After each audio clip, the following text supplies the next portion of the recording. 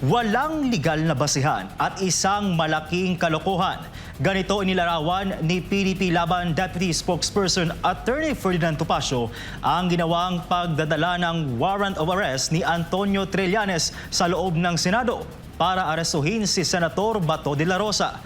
Para kay Attorney Topacio, isa itong malaking insulto sa batas at hudyat ng kawalan ng kaayusan sa bansa. Ang buong detalye hati ni Kay Villa. This is not about Senator De La Rosa. Binatikos ni Attorney Ferdinand Topacio ang naging kaguluhan sa Senado kaugnay ng tangkang pag-aresto kay Senator Ronald Bato de la Rosa. Aniya isa itong malaking kabulastugan kasunod ang ginawa ni Antonio Trillanes sa pagdadala ng umano'y warrant sa loob ng Senado. Ayon sa abogado, wala itong karapatang mag-serve ng warrant kahit na i-invoke pa ang citizen's arrest. Malaking kabulastugan po yan sapagkat wala po siyang karapatang mag-serve ng warrant. Kahit bilang citizen, kahit i-invoke niya yung doktrina ng citizen's arrest, wala po sa lugar. Gayon, kung ang sasabihin niya, meron daw dare sa kanya, may hamon si Senator Bato, para naman siyang batang maliit na bagamat alam na niya na illegal na yung ginagawa niya, ay naroroon pa siya at gagawin pa rin niya. So anong klaseng tao yan? Anong klaseng mamamayan? At anong klaseng dating lingkod bayan na tinatawag niya ang kanyang sarili kung siyang lalabag ng batas? Binigyang diin ni Topacio na hindi maaaring igiit ng Interpol ang kanilang gusto na hindi sumusunod sa batas ng Pilipinas. Ayon sa kanya, malinaw na nakasaad sa mga patakaran na hindi pwedeng ikumpel o pilitin ang anumang bansa na sumunod sa Interpol kung ito ay lalabag sa domestic law o lokal na batas. In other words, there is no such thing as an international warrant of arrest. Lahat ay dadaan sa bansa kung saan yung arrest ay ini-implement. Ipinaliwanag ni Topacio na bagamat may parliamentary immunity ang mga mambabatas, habang nasa sesyon, ang mas malaking issue ay ang paglabag sa Bill of Rights na dapat tinatamasa ng bawat Pilipino. Ito po is not really about parliamentary immunity but the right of every citizen. Especially, hindi ko sinasabing porket senador ay may special treatment. Ngunit lahat po ng mamamayan ay subject, ay dapat makinabang sa mga proteksyon na iginagawad ng Bill of Rights. At yun nga po sinabi ko kanina, the right not to be deprived of liberty without due process, hindi pwedeng arestuhin ng walang warrant, the right to be presumed innocent. Pinaalalahanan din ni Topacio si NBI Director Melvin Matibag na bilang isang abogado dapat itong sumunod sa tamang proseso ng extradition sa halip na magmaang-maangan. Being a lawyer, being an officer of the court, si Director Matibag cannot feign ignorance of the issuances of the court, especially with respect po doon sa guidelines, sa rules of proceeding, sa extradition. So, hindi po siya pwedeng magmaang-maangan na hindi ko alam. Ay, abogado po siya. Kaya nga siya in-appoint bilang NBI Director.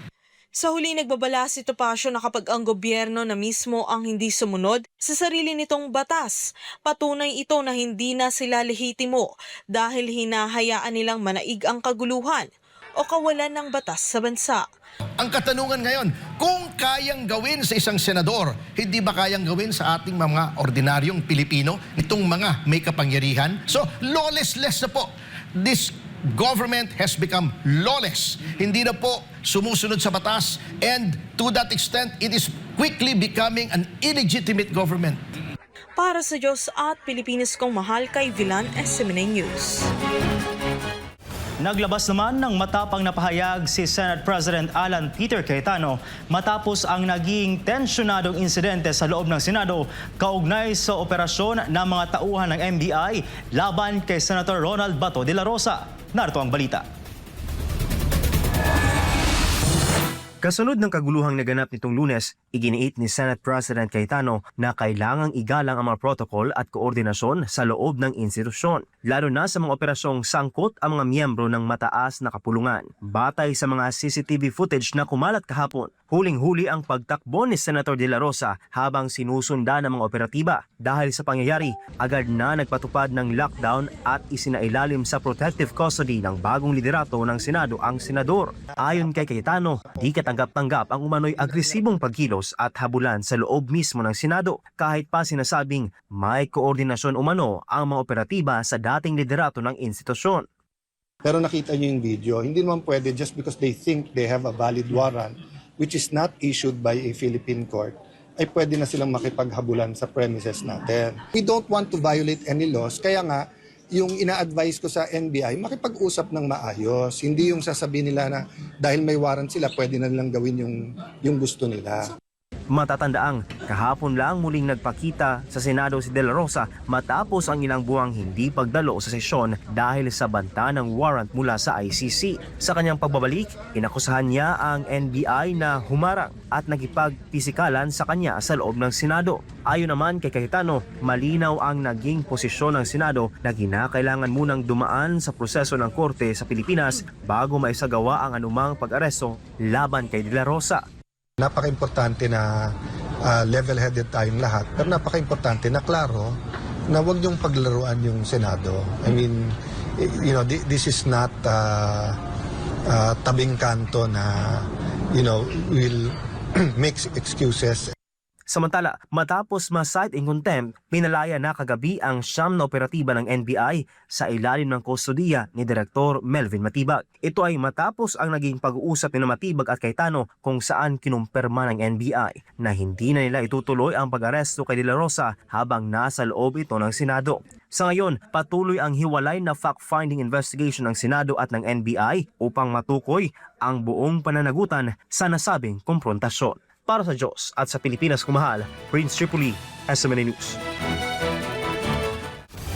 Naniniwala ang isang pro-good governance group na Task Force Kasanag na malaki ang magiging papel ng bagong Senate President sa pagsusulong ng mas malalim na investigasyon kaugnay ng mga kontrobersyal na flood control project sa bansa.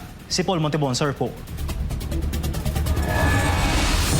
Sa panayam ng SMNI, sinabi ni Task Force Kasanag Founding Chairman Dr. John Chong na matagal nang usapin ang umano'y mga irregularidad sa ilang flood control projects, lalo na sa kabila ng bilyon-bilyong pisong pondok inilaan dito sa nakalipas na mga taon. Ayon sa kanya, mahalagang matutukan ng Senado ang tamang paggamit ng pondo upang matiyak na ito ay napapakinabangan ng publiko at hindi napupunta sa maling paggamit o katiwalian. Giit pa ni Chong, marami pa ring lugar sa bansa ang nakakaranas ng matitinding pagbaha tuwing may malakas na ulan o bagyo na nagdudulot ng pinsala at pangamba sa mga komunidad. Umaasa rin ang kanilang grupo na magiging prioridad ng bagong liderato ng Senado ang transparency at accountability upang matukoy kung may pagkukulang o anomalya sa implementasyon ng mga proyekto. Tuloy-tuloy ang dasal namin, sir, na sana ang aming mga inihaing complaint ay mabigyan na ng clarifications, no?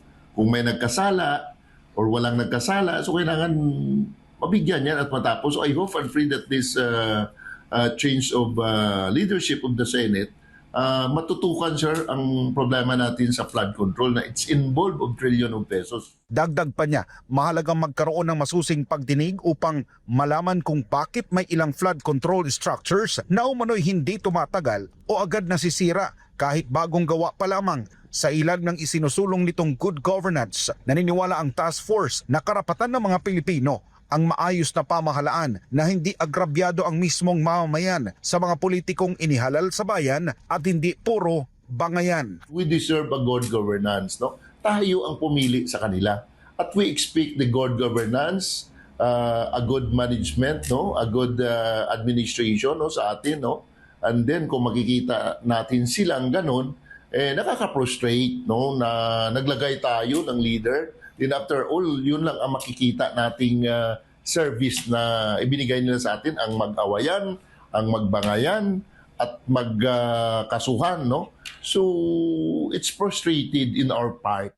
Para sa Diyos at sa Pilipinas kung mahal, nag-uulat Paul Montebon, SMNA News.